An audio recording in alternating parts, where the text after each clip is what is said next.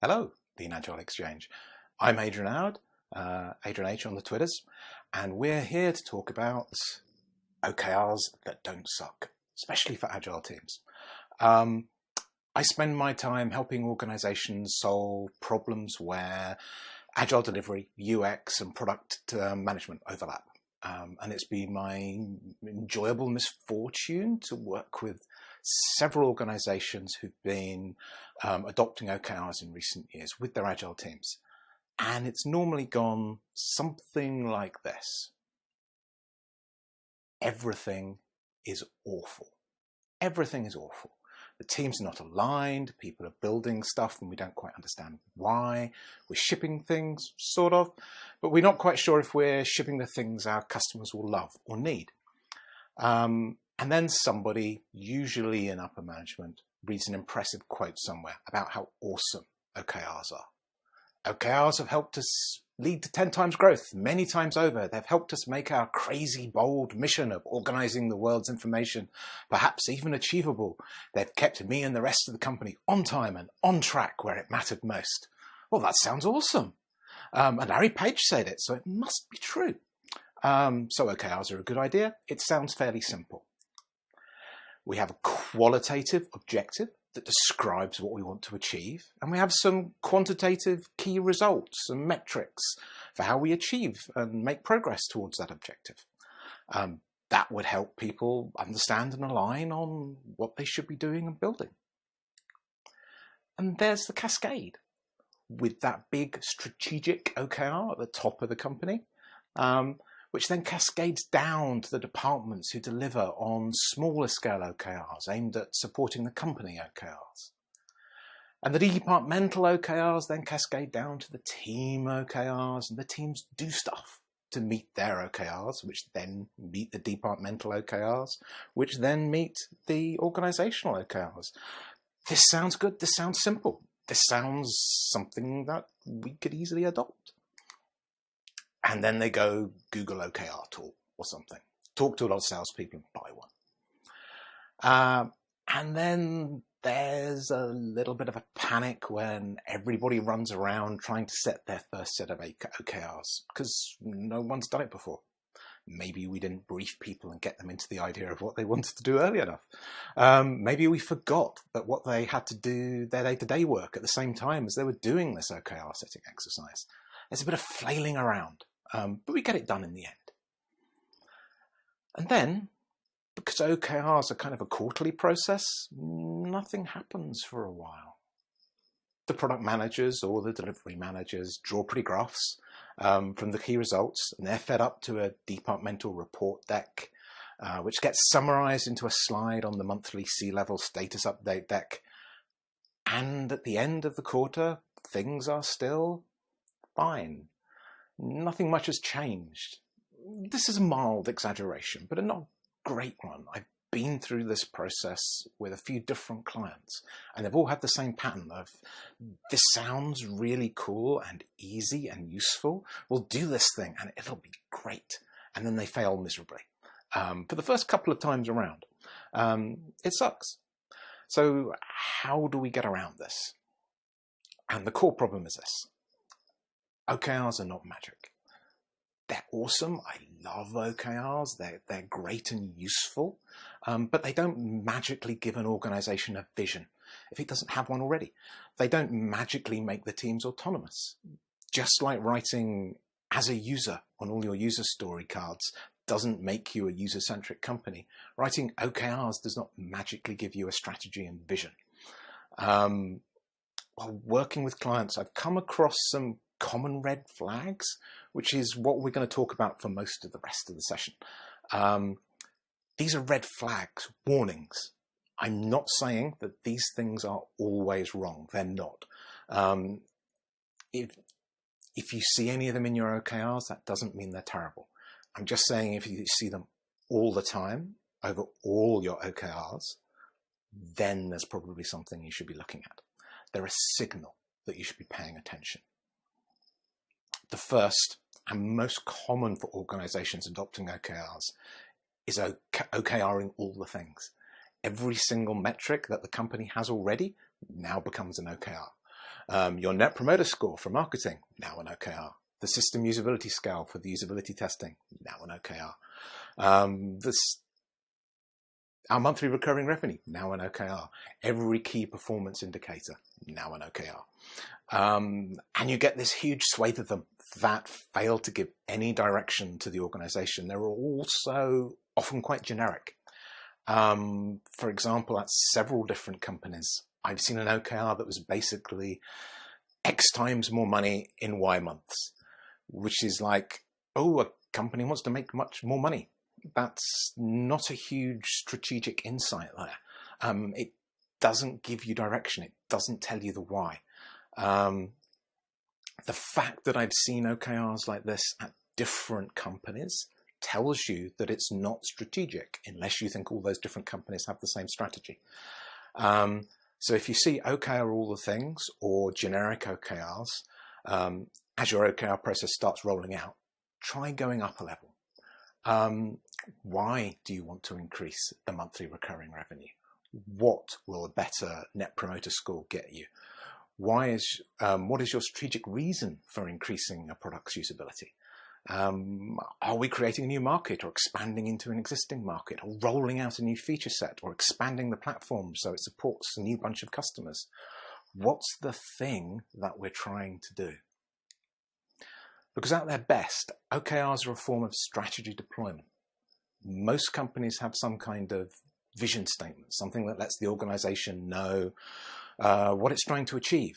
But most of the time, nobody looks at it. Most of the time, people end up staring at things like this because the vision isn't actionable by itself. It describes what folk want to do, but not how to do it. On the other hand, many backlogs are just talking about what we're doing, what we're delivering, and ignoring the why behind why we're delivering it. And this is where strategic deployment comes in. I love this quote from Melissa Parris' book, which is a good book in general. Strategy deployment is about setting the right level of goals and objectives through the organization to narrow the playing field so that teams can act. The right level of goals and objectives so you can act. So you can actually do something. An objective of make more money isn't the right level. It doesn't give you a how or a why. It's not going to change how you act. It doesn't constrain you enough for there to be a direction in your approach. On the other hand, for say a SaaS company that currently only supports American users, an objective like enter the Asia Pacific region might just. OKRs are a kind of strategy deployment. Another way of thinking about it is this. Unless you can actively steer what you're doing on a day-to-day basis and on a month-to-month basis with your OKRs, then it's not useful. If you give a dev team an objective of sign up customers in the Asia Pacific region, but don't allow them to decide what features to ship or do research on customers in the region or hire somebody with internationalization and localization experience, then they have no reasonable way to achieve that objective. They don't have the power or influence or control over that number. Good OKRs need to be specific enough to give direction and actionable by the group tasked with achieving that objective. Quantitative objectives are another common red flag. When you're just talking about a number, when the objective is increase monthly recurring revenue by 20% or double profits in the next year, that's not a strategy. It's just something you'd like to happen. Your strategy is how you're going to get that thing that you would like to happen. There's a reason OKRs are not just called KRs. So when you start seeing quantitative objectives, turn them into key results. That's what key results are for. They're the measures. And then ask for the why. Start asking for the why. Why do we want to increase monthly recurring revenue? How do we think we're going to do that? Are we going to be exploring a new market? Are we getting new features to existing customers? Are we charging more? What's the strategy? That's what the O of the OKRs should be summarizing. The objective should tell a story. We want to engage in this new market, and we're going to measure that we engage in this new market by getting these 5 key customers signed up, for example, and by getting so much percentage of our profits from it. And we're rolling out this new feature set that this market needs. Those are things that tell us stories behind the increased monthly recurring revenue by 20%. Output-based OKRs are a similar problem. Folk have a nice objective of expanding into a new market, and then the key results are just a checklist of shipping milestone 1, and then milestone 2, and then milestone 3, and so on. That's just a list of things. It doesn't tell you a story. It doesn't let you steer. If you don't deliver that first milestone, what do you do instead?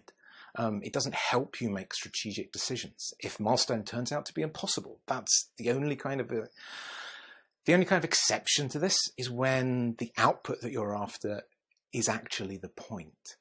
For example, I worked with a team and one of their key results was, sadly, we will ship working software every sprint, which kind of sucks as a general key result because everybody should be doing that. But for this team who hadn't been shipping software for a long, long time, it wasn't their fault either. There were infrastructure and operational issues involved in this as well.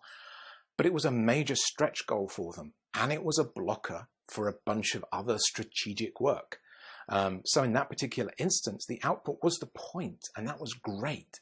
But in general, when I start seeing a lot of output-based KRs, I start asking for the why again. Why do we want to ship feature 1, feature 2, and feature 3?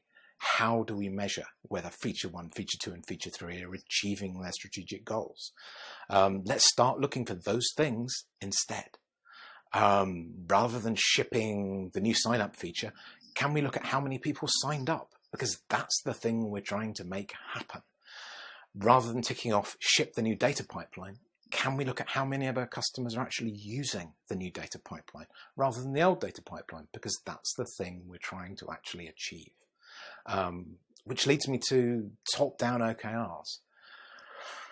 When your boss tells you what your departmental OKRs are going to be, and what the team OKRs are going to be, and what the individual OKRs are going to be, this, not to put too fine a point on it, it just sucks. It's terrible. Copying and pasting top-level key results and making it somebody else's objective is mostly useless because it comes divorced from that story we were just talking about. It takes away the strategy and just leaves the metric. Don't turn a key result into somebody else's objective. If somebody does, add because to the end and add in the objective it came from. If you get handed your boss's key result of critical issues resolved within 1 hour, turn it into critical issues resolved within 1 hour because we want to delight customers with extraordinary support. When you do that, it becomes obvious that doing something like changing what resolved means isn't going to help you achieve that objective. What's the because? What's the why? Then you can start building K results around that objective. It's a team job, not an individual job. You need the insights from everybody involved in achieving the OKR to know whether it makes sense. A rule I found really useful is the people who are doing the work to meet an objective are the ones who get to set the key results. So if my boss says, this is the objective for our team, he doesn't get to set the OKRs. The team does. We're the ones who get to say how we can measure progress on that objective by looking at these things. Then you can have a useful conversation and discussion about whether those key results work and whether that objective is feasible rather than it being dictated to from above. You end up with a more realistic chance of having a set of objectives and key results that are actually achievable then, and the team and organization is actually bought into. You're looking for alignment rather than a cascade. It's not a top-down copy-paste. It is, are we all understanding the same outcomes and objectives? Another symptom of that cascade going wrong is when the cascade carries on past the team level down to individuals. For me, this is an anti-pattern, and to be honest, I've never really seen it work well anywhere. So this is one to pay much more attention to. It almost always works badly. Because most work in the product space, individual goals and objectives have a different cadence from the longer strategic work that's happening over periods of weeks and months. Individual goals and outcomes change all the time as the team discovers what's working best to achieve their outcomes. As GDS folk are fond of saying, the unit of the delivery of as GDS folk are fond of saying, the unit of delivery is the team. As soon as you start cascading team OKRs to individuals, you either end up continually changing them as the work at the team level causes people to change their focus, or even worse, you get individuals sticking to their no longer relevant individual OKR because somebody in the org is judging them on those results, which then get in the way of achieving the organizational objectives. So just avoid these if you can. That's not to say OKRs can't be really useful for individuals, for personal development, as long as it's not cascading down from high-level team and organizational objectives. Having a personal OKR to get better at automated testing or public speaking or learning React, they're fine. Having a way to talk about personal objectives and accountability for those objectives, super useful. It's trying to push team and organizational objectives down to the individual contributor level that tends to fall over. The problem with individual OKRs, or indeed the group OKRs as well, are especially pernicious if you tie them tightly to performance reviews and incentives, because it makes it more likely that people game the KRs, either consciously or unconsciously. It also frames not achieving an OKR as a lack of effort, basically, which tends to stop people asking really important questions. For example, did we have a black swan event? Something that nobody could predict. And did that affect the objective and the key results? I am sure Zoom's targets have been massively exceeded during 2020. I'm equally sure that restaurants and theatres are having a terrible time this year.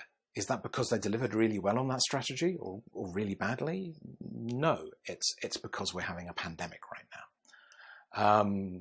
Was the strategy wrong? Was our objective tied to a high-level strategy that just turned out to be incorrect? Invalidating a bad strategy early is a good thing. Maybe nobody wants our product in the Asia Pacific region. If we tie rewards to OKRs, succeeding, it makes discovering bad strategies even harder because people don't want to say that they've failed. Did we set the right objective? Sometimes the thing we discover from an OKR going really well or really badly is that we were trying to achieve the wrong objective. Maybe a black swan event means we need to switch our objective as soon as we can. Having incentives tied to OKR success again makes it much harder to have those conversations. Did we set the right key results? Sometimes the thing we discover from an OKR going really well or really badly is that we were measuring progress towards our objective with the wrong measures. Again, having incentives tied to OKR success makes it much harder to ask these questions and have these conversations. Goodhart's law is a common way of phrasing this. If you've not come across it already, when a measure becomes a target, it ceases to be a good measure, either consciously or unconsciously, especially when rewards and punishments are attached to achieving these measures. And OKRs are just as susceptible to this as anything else. If an objective about expanding into a new market has a key result on subscriber numbers, we probably don't want those new subscriptions driven by get a free puppy with every subscription, because puppies are expensive and it would be inhumane. So how can we avoid these kinds of anti-patterns in the KRs? One easy method is to pair key results. When you have one key result that is a proxy for things you want, more subscribers, for example, pair it with something else that reflects the possible bad consequences of that metric going up. Cost per acquisition, for example. That way, we can rapidly see that free puppy for every new subscriber will result in soaring acquisition costs, and everybody can see something interesting is happening. Pre-mortems are another useful method to help you come up with different options and ideas for what your key results could be. Pre-mortems are an activity to surface the way a project might fail before it starts. You ask the team, it's 6 months in the future, imagine that, and everything has gone horribly wrong, horribly wrong. What do we see in the world? What things exist? What effects are there out there? How do we know it's gone wrong? Why? I'm fond of having a second round where you ask the opposite question, everything going awesome. And pairing those two together, getting the answers to those questions will give you a lot of information about the things that are interesting to measure and look at in your KRs. For example, a pre-mortem scenario of we spent a lot of money to acquire customers and they didn't stay on the platform could turn into key results around customer churn and cost of acquisition. Those metrics will help you spot that problem happening. Another symptom of incentives hurting people is everything changing each quarter. Every quarter there are a completely new set of OKRs pushing people to do completely different things. So I keep repeating, OKRs are about strategy. Unless you're a startup, your strategy probably shouldn't be changing that often, certainly not on a kind of daily or weekly basis. If everything is changing all the time, you aren't talking about your objectives at the right level of granularity. When folk are rewarded or punished based on whether they achieve their OKRs, people look for something to measure that will look good rather than something that will help the company, often something short-term that they can move easily. So if you see everything change, think hard about whether that's actually a reflection of your strategy changing or something more problematic. You need to retrospect on those OKRs and on your OKR process. Why did we choose this? What went wrong? What went well? Look at all the different reasons for achieving and understanding those objectives and those key results. Did we measure the right thing? Did we look at the right objective? Has the objective changed? Why has the objective changed? How did we use the OKRs? What decisions did we make with the OKRs? All of these questions are really, really useful. For example, one problem that often comes up is nobody actually using the OKRs. That's a sign that there's something wrong, either with the OKRs or how they're being worked with by the team. Ideally, you should be using them, talking about them, or seeing them on a daily basis. And this feels odd to some teams that I work with because the OKRs are off isolated somewhere, owned by a product manager somewhere. But if you've got the OKRs on a wall, then you see them every day. There's that information radiator thing going on. OKRs should be useful when you're planning and prioritizing your work. They are, after all, a direct expression of what you're trying to achieve. So they should be referenced when you're trying to understand what things to do first and why. OKRs should be useful in retros and reviews. Did we achieve the thing we wanted to do over the last few weeks? Did we move the KRs in the way that we expected them to? Why? Why not? If you're using OKRs for planning and prioritization and retrospectives, then you should be using them almost on a daily basis. When I see teams only look at them once a month or just before the quarterly exec update rolls around, that means the OKR itself isn't useful to them. So the layer of abstraction is wrong, or they don't have control over it, which is why you need to run retrospectives on that OKR process as well. Tools are another common barrier to effective OKRs that popped up in retros, especially people taking a tools-first approach. Those folk who Google the OKR tool to find the plugin to their existing project management software or the tool that popular company is using. The problem is that everybody I know who adopts OKRs changes and adapts their way of working as they go. How they work with OKRs in that first quarter is very different from how they work with them in their fourth quarter because they've learned stuff. That's the point of those retrospectives. They're figuring out how to have their work, work their process better. If you buy a tool in a week one, you've bought the wrong tool for month 8. In fact, you've often constrained yourself to work in a certain way because that's the way the tool works. And that doesn't help you discover what is or isn't working about your OKR process. So I'm a very strong proponent of simple tools first. Whatever's cheap and simple and everybody already knows how to use and everybody has access to. Use a spreadsheet, use a whiteboard, use a poster on the wall, use something that you can tweak and change and evolve. And yes, maybe in 3 or 6 months you'll be buying a tool, and that's fine because you'll be buying the right tool rather than the tool that was sold to you best when you didn't know what you wanted. We've talked about a lot. Remember what OKRs are for. OKRs are about deploying a strategy to the rest of your organization. So they need to be something that is relatable and understandable and leads the organization to do the things that the organization wants to be doing. That's strategy deployment stuff. Melissa's Build Track book is not about OKRs, but it has some really useful thinking about how vision and strategy works at different levels in the organization. The language of an OKR at the C-suite level is going to be different from the language of an OKR at the product team level. And second, retrospect on your OKR process all the time. Not just once a quarter. Did we set the right objective? Did we measure the right things with our key results? Did we meet our objective or not? Sometimes people find we've met the objective even though they didn't meet the key results, or that they've not really met their objective despite having acing all of their key results. These are really interesting bits of learning, which is why it's a terrible idea to use OKRs as a way to do performance reviews or tell individuals or teams whether they've been successful or not. Because a lot of the time you'll see really interesting, useful to the organization learning coming out of OKRs that have failed. Because you've discovered that the market doesn't actually want that product, or the people's price point is different from what we expected it to be, or that customer pain point is not the blocker for adoption we thought it was. OKRs can help us discover it's that our strategy that is wrong, not the people doing the work to achieve that strategy. This is a small list of anti-patterns. I've seen more, but we only have half an hour. All of these things have come out of retrospectives on an OKR process. Where our process fell down, we looked for fixes, and where it worked well, we looked for places to turn up that success. And that's the thing that makes it work. It's not magic. Just filling in an OKR template is not going to get you a successful practice. Using an OKR tool is not going to get you a successful practice. Using OKRs are not going to magically supply your organization with a good vision and strategy if you don't already have one. They might help you see that you don't have one, though.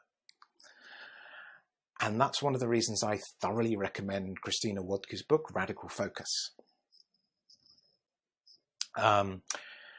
It's very much focused on the team level adoption of OKRs. It talks about a team that's adopting it, how it messes up, how it learns from messing up to get to a better place. Buy it and read it. It's really good. You can find this video and a transcript and some links to the books I've mentioned and some other resources at quantstars.com/LAX2020, all lowercase. And if you're only going to take one thing away from today, remember that OKRs are not magic. They're a really useful way to help your organization align around strategy, but you need to do the work to make them effective. What is going to get you a good OKR practice is repetition and learning, not filling in a template or buying a tool. Thanks. Well, that's the end of the recorded bit. Shoo. I'm in the Slack now if you want to chat.